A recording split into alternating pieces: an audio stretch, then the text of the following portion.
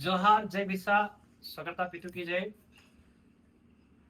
साथियों, आज का विशेष पॉइंट ये है कि हमारे गुजरात के डेडियापीड़ा इलाके के एमएलए, जो कि आदिम जाति आदिवासी के जल जंगल जमीन के लड़ाई के लिए जाने जाते हैं, और हर परिस्थिति में वो एक छोटू दादा वसावा के मार्गदर्शन पे और छोटू दादा वसावा के कार्यशैली पे और उनके जीवन शैली पे कार्य करने वाले और उनकी जीवन शैली के अनुसार लड़ने वाले दादा को कल नवंबर 2023 के केस वन विभाग से संबंधित केस में session court Dediapada session court Rajpipla ने उनको 7 साल की सजा सुना दी।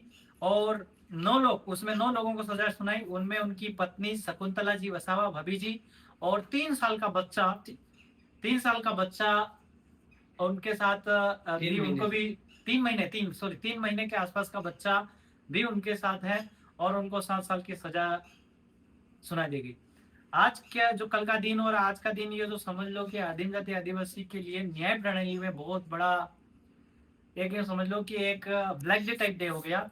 कि गुजरात में हमेशा किसी मुद्दों पे, जल जंगल जमीन और जल जंगल जमीन के मुद्दों पे लड़ाई लड़ने वाले, अक्सर मीडिया में छाए रहने वाले दादा, पहले मैं कहूँगा कि वो आदिम जाति आदिवासी है, और बाद में वो एमएलए हैं।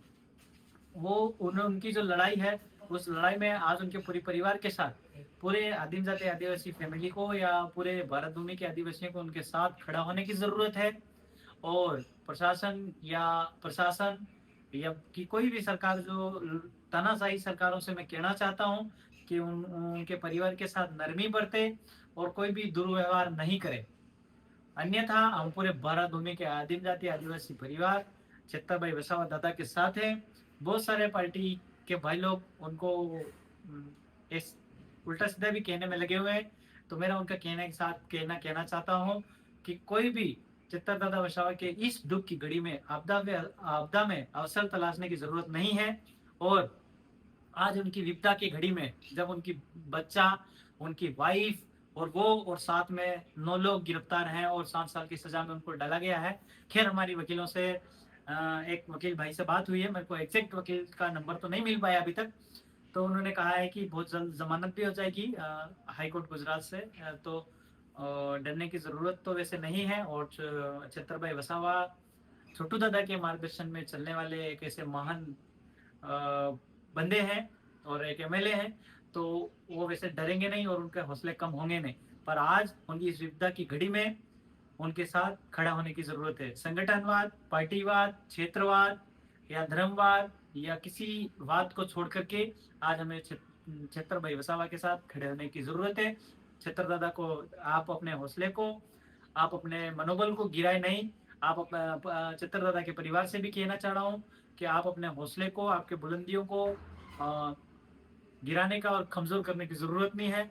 जब भी जरूरत पड़े और हम पूरा परिवार, आदिवासी परिवार, हम चेतर दादा के साथ उनकी उनके हौसले के साथ खड़े हैं। वो एमएलए बाद में है, वो किसी पार्टी के सदस्य बाद में है, पहले वो आदिवासी हैं। और वो किसी भी संगठन के हो, पर वो पहले आदिवासी हैं। हम उनके साथ हैं और इनकी इस लड़ाई में भी हम साथ हैं और रहेंगे।